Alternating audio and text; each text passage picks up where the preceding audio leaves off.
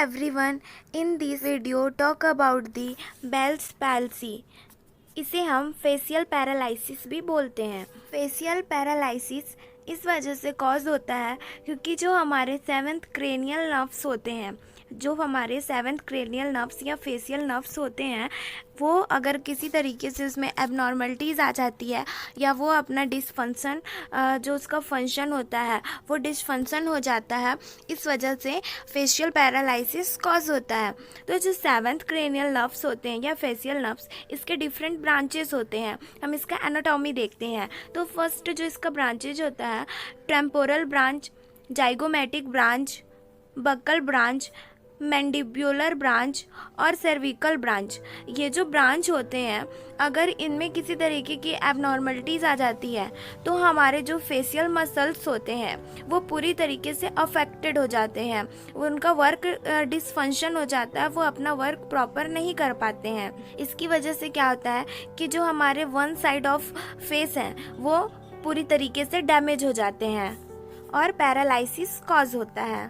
Now see the definition. Bell's palsy is a form of facial paralysis resulting from dysfunction of the cranial nerves and facial nerves that result in the inability to control facial muscles on the affected side. क्या होता है कि जो हमारे facial nerves है, जो seventh cranial nerves होते हैं, अगर उसमें एबनॉर्मलिटीज़ आ जाती है, उसमें किसी तरीके का वो अपना जो प्रॉपर वर्क होता है वो नहीं कर पाता है, डिसफंक्शन हो जाता है, तो इस वजह से क्या होता है कि जो हमारे फेशियल मसल्स हैं उनमें हमारा कंट्रोल नहीं होता है, वो पैरालिसिस के कंडीशन लीड करते हैं और हम उसको कंट्रोल नहीं कर पाते हैं और उसकी वजह से हमारा जो फेस का वन साइड ऑफ पार्ट होता है वो क्या होता है कि अफेक्टेड हो जाता है, वीकनेस उसमें कॉज होता है।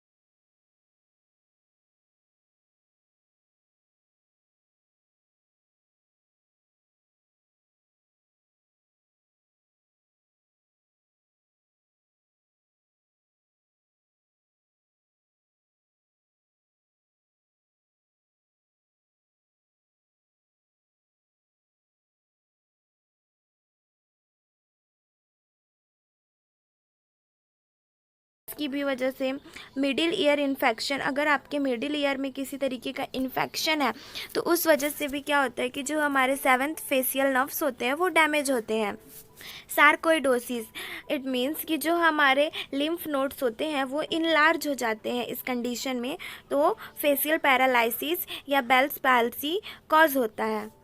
क्लिनिकल मैनिफेस्टेशन, इसका क्या क्या साइनम सिम्टम्स शो होता है। A cold is the starting before the symptoms of Bell's palsy. क्या होता है कि जब बेल्स पैल्सी कॉज होता है तो बहुत ही ज़्यादा कोल्ड लाइक सेंसेशन हमारे बॉडी में फील होता है, जिसकी वजह से हमारा पूरा शरीर कपकपाने भी लगता है। Symptoms are almost always one side of the face only. इसका सिम्टम्स क्या होता है कि हमारे पूरे फेस में नहीं शो होता है, वन साइड ऑफ फेस में ये शो होता है और वन साइड ऑफ फेस का जो एरिया होता है वो डैमेज होने के चांसेस होते हैं। दे में रेंज फ्रॉम माइल्ड और टू सीवियर, और इसका जो रेंज होता है ये माइल्ड भी हो सकते हैं और सीवियर भी पैरालिसिस कॉज कर सकते हैं। The face will feel stiff और pulled one side and may look different. जो किसी को फेशियल पैरालिसिस अगर कॉज हुआ है तो क्या होगा कि जो उनका फेस है वो बहुत स्टिफनेस दिखाई देगा और पुल्ड खींचा खींचा टाइप से दिखाई देगा, और जो फेशियल का जो लुक होगा वो बहुत ही डिफरेंट दिखाई देने लगेगा। डिफ़िकल्टी इन क्लोजिंग वन आई, क्या होगा कि उसको बहुत ही डिफ़िकल्ट होगा आई क्लोज करने में। Difficulty in eating and drinking food falls out of one side of the mouth, अगर वो कुछ भी चीज़ चीज़ खाएंगे या पिएंगे तो उनके माउथ से वो बाहर निकलने आएगा, क्योंकि जिस साइड में डैमेज हुआ रहता है वो पैरालिसिस है, उसको किसी चीज़ का सेंसेशन फील नहीं होगा। Drooling due to lack of control over the muscles of the face, इसमें हमारे जो फेशियल मसल्स होते हैं उसमें कंट्रोल नहीं होगा और वो नीचे की साइड गिरने लगेंगे, जो मसल्स है बहुत ही वीक हो जाएगा और नीचे के साइड वो झुकने लगेगा। Drooping of the face such as eyelid और कॉर्नर ऑफ द माउथ, जो हमारे माउथ के कॉर्नर में और आईलिड्स हैं वो भी ड्रूपिंग होने लगेंगे, वो भी नीचे की तरफ झूलने लगेंगे। प्रॉब्लम इन स्माइलिंग और मेकिंग फेशियल एक्सप्रेशन, उसको क्या होगा कि बहुत ही ज़्यादा स्माइल करने में प्रॉब्लम क्रिएट होगा और वो किसी भी तरीके का फेशियल एक्सप्रेशन शो नहीं कर पाएंगे। ट्विचिंग और weakness of the muscles in face, जो हमारे फेशियल मसल्स होंगे वो क्या होंगे कि ट्विचिंग होंगे, मतलब उसका क्या होगा कि वो झटके के साथ खिंचाने लगेंगे और मसल्स में कंट्रोल नहीं रहेगा, वीकनेस फील होगा और दिन भर क्या होगा कि जो मसल्स है, फेशियल मसल्स है या फेस है, वो हिलते रहेगा, वो सही से नहीं रहेगा क्योंकि उसमें ट्विचिंग हो रहा है। अदर सिम्टम्स में क्या क्या होगा? ड्राई आई, हमारी जो आईज होगी वो ड्राई होगी, which may lead to eye source of infection, और जो हमारे आईज होंगे उसमें इन्फेक्शन के बहुत ही ज़्यादा चांसेस होंगे। ड्राई माउथ, माउथ भी ड्राई होगा क्योंकि हम कुछ भी चीज़ इनहेल नहीं कर पाएंगे, फूड और ड्रिंक। हेडेक होगा। Loss of sense of taste, taste का कोई भी सेंसेशन फील नहीं होगा। Sound that is louder in one ear, जिस साइड का पार्ट डैमेज हुआ है हमारे फेस का, उस साइड में क्या होगा कि जो ईयर है उस ईयर में बहुत ही ज़्यादा लाउडर साउंड सुनाई देगा, धीरे से भी बोलेंगे तो उनको बहुत ही तेज साउंड आएगा।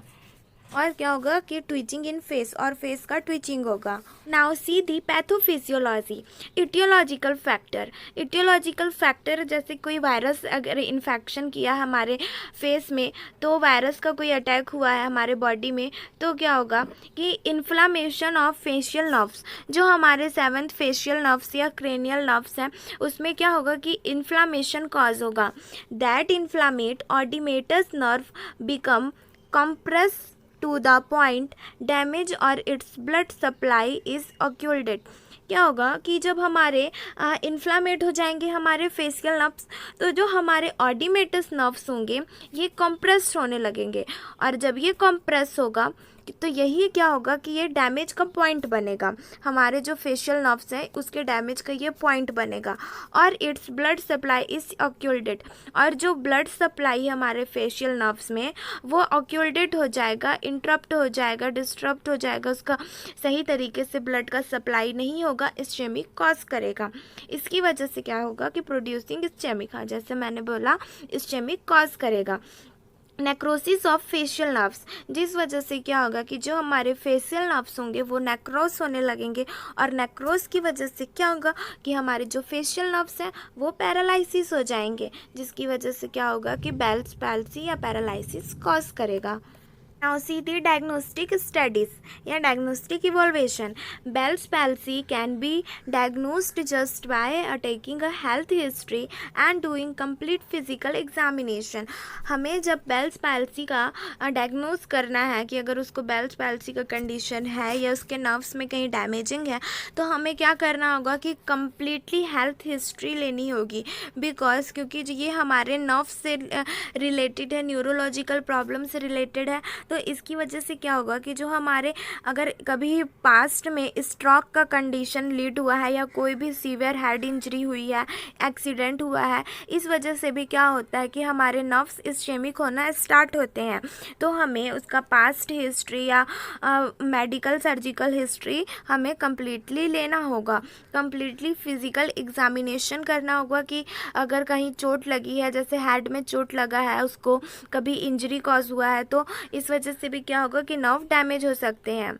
It is doubtful that a brain tumour causing your symptoms you can need, अगर आपको डाउट है कि आपको ब्रेन ट्यूमर का कंडीशन है तो आप क्या कराइए, सीटी स्कैन करा सकते हैं, मैग्नेटिक रिसोनेंस इमेजिंग टेस्ट करा सकते हैं, जिसकी वजह से हमें फाइंड आउट होगा कि बेल्स पैल्सी का कंडीशन लीड हुआ है या नहीं हुआ है। Sometimes a test to check the nerves the supply the muscles of your face, हमें क्या चेक करना होगा कि जो हमारे फेशियल मसल्स हैं उसमें सही तरीके से जो नर्व्स का सप्लाई हो रहा है या नहीं हो रहा है, ये हमें चेक करना होगा।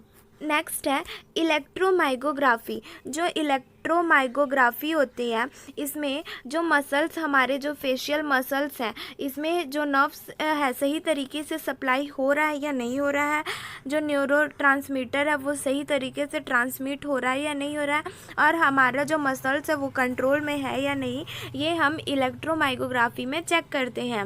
नर्व कंडीशन टेस्ट, हम नर्व कंडक्शन टेस्ट करते हैं। नर्व कंडक्शन वेलोसिटी, इसको पूरा नर्व्स कंडक्शन वेलोसिटी के नाम से भी जानते हैं। इसमें क्या होता है, हमारे फेस में इलेक्ट्रिकल सिग्नल ट्रांसमिट किया जाता है ताकि जो हमारा नर्व्स है वो मूव कर रहा है या नहीं कर रहा है, ये हम चेक करते हैं। Now see the medical management. Medical management, lubricant eye drop और eye ointment to keep the surface of the eye moist. क्या होगा कि हमें लुब्रिकेंट देना होगा ताकि जो उसका आईस है और आई का सरफेस है वो मॉइस्ट रहे, क्योंकि आई क्लोज नहीं हो रहा है सही से। Advice to wear an eye patch while you sleep, हमें पेशेंट को क्या एडवाइस करना है कि वो आई पैचेस यूज़ करें जब वो सोने जाते हैं। कॉर्टिकोस्टेरॉइड में reduce swelling around the facial nerves, हमें कॉर्टिकोस्टेरॉइड ड्रग देना है ताकि जो उसका फेशियल नर्व्स में जो स्वेलिंग हुआ है वो रिड्यूस हो सके। एंटीवायरल ड्रग देना है सच एज एसाइक्लोवीर, अगर उसको किसी तरीके का वायरस इन्फेक्शन हुआ है तो हम एसाइक्लोवीर ड्रग दे सकते हैं। Mild analgesic to relieve pain, हमें माइल्ड एनाल्जेसिक ड्रग देना है ताकि जो उसका फेशियल पेन है वो रिलीव हो सके। Physiotherapy can be beneficial to some individual with Bell's palsy as it help to maintain muscle tone of the affected facial muscles and stimulate the facial nerves, हमें फिजियोथेरेपी प्रोवाइड करना है patient को ताकि जो उसका facial का paralysis का जो कंडीशन लीड हुआ है उससे वो रिलीफ मिल सके उसको, और उसका जो फेशियल नर्व्स है वो स्टिमुलेट हो और उसमें जो ब्लड का सप्लाई है वो सही तरीके से हो सके। इस तरीके से हम बेल्स पैल्सी या फेशियल पैरालिसिस के कंडीशन को ट्रीट कर सकते हैं।